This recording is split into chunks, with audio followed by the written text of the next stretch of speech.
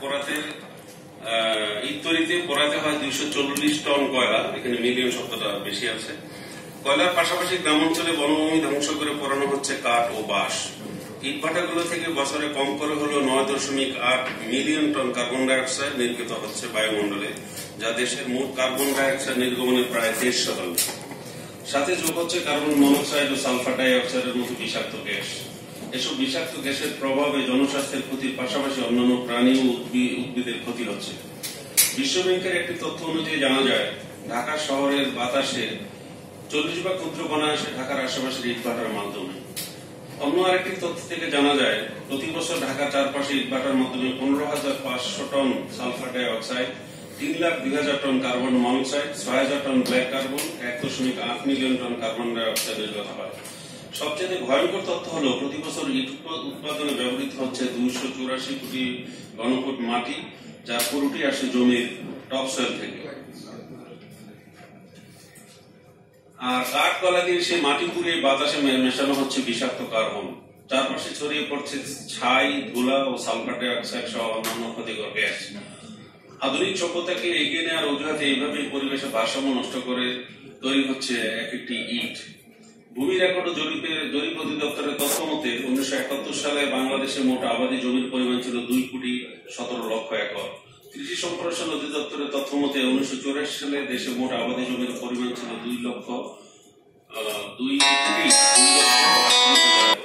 1997 সালে এসে কমে এসে তা 1,74,50,000 একরে এবং সর্বোপরি 2012 সালে বাংলাদেশে আবাদী জমির পরিমাণ দাঁড়িয়েছে 1,54,000 একর।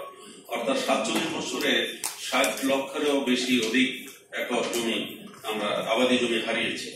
প্রতি বছর জনসংখ্যা বাড়তির কারণে বাড়তি আবাসন, রাস্তাঘাট, স্কুল, কলেজ, অন্যান্য প্রয়োজনীয় অবকাঠামো নির্মাণে ভূমির উপর ব্যাপক চাপ সৃষ্টি করছে। এতে করে আবাদী জমির পরিমাণ দিন দিন কমতে শুরু করেছে। এভাবে চলতে থাকলে কোনো সময় দেশের আবাদী জমির পরিমাণ শূন্যের কোঠায় এসে দাঁড়াবে, তাতে কোনো সন্দেহ নেই। সেই ক্ষেত্রে প্রধান খাদ্য চাল আমদানি করতেই সব বৈদেশিক মুদ্রা খরচ হয়ে যাবে। ইট ভাটার জন্য প্রয়োজনীয় মাটি যোগান দিতে যে পরিমাণ জমির টপসয়েল নষ্ট হচ্ছে, সেই সব জমিতে উৎপাদনযোগ্য ফসল হানির পরিমাণ এবং তার মূল্য উৎপাদিত ইটের মূল্যের চেয়ে বেশি। টেকসই উন্নয়ন লক্ষ্যমাত্রা এসডিজি অন্যতম এজেন্ডা হলো পরিবেশ বান্ধব নির্মাণ সামগ্রীর ব্যবহার নিশ্চিত করা, যা বাংলাদেশের জন্য হয়ে উঠেছে বড় একটি চ্যালেঞ্জ। উন্নত দেশগুলোর পাশাপাশি চীন, থাইল্যান্ড, সিঙ্গাপুর, ভিয়েতনাম, ইন্দোনেশিয়া সহ পৃথিবীর অনেক উন্নয়নশীল দেশে প্রচলিত ইটের বদলে ভবন নির্মাণে বালি, সিমেন্ট, নুড়ি পাথর দিয়ে বানানো ব্লক ব্যবহার করছে। এতে একদিকে যেমন কমছে কার্বন নির্গমন, অন্যদিকে রক্ষা পাচ্ছে ফসলি জমি। আনন্দের বিষয়, আমাদের দেশে কংক্রিট ব্লক ব্যবহার ইতিমধ্যে শুরু হয়েছে। নদী থেকে ড্রেজিং করা বালির সাথে সিমেন্ট এবং পাথরকুচি ব্যবহার করে তৈরি করা হয় এসব ব্লক। পুরানোর প্রয়োজন নেই, তাই এই কার্বন নির্গমন না হওয়ার পাশাপাশি রক্ষা পাবে কৃষি জমির উর্বর মাটিও। ইটের জাতীয় ভবনই এই কংক্রিট ব্লক টেকসই, স্বাস্থ্যসম্মত ও পরিবেশ বান্ধব। কংক্রিট ব্লকের সাইজ ইউনিফর্ম হওয়ায় প্লাস্টার গাঁথনিতে সিমেন্ট বালু কম লাগে, বিদায় তুলনামূলক খরচও কম, স্বল্প সময় নির্মাণ কাজও সমাপ্ত হয়। একাধারে শব্দ, অগ্নি ও তাপ নিরোধক হওয়ায় গরমের সময় সব রুমের স্বাভাবিক তাপমাত্রা কম থাকে, ফলে শীততাপ নিয়ন্ত্রণকারী যন্ত্র অর্থাৎ এসির উপর চাপ বা লোড কম পড়ে।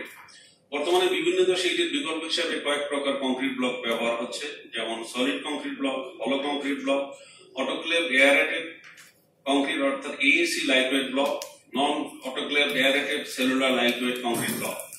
ভবনে প্রচলিত ইটের বদলে এইসব পরিবেশ বান্ধব উপকরণ ব্যবহার করা হলে নির্মাণ ব্যয় 25% কমানো সম্ভব।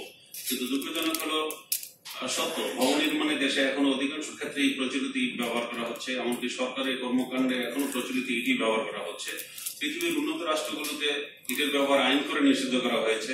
আমাদেরও সেদিকে এগোতে হবে, তা না হলে আমরা ভয়াবহ পরিবেশ বিপর্যয়ে পড়ব। দেশের সার্বিক পরিবেশ ও ফসলি জমি রক্ষা করতে যথাযথ ব্যবস্থা নেওয়া অতীব জরুরি।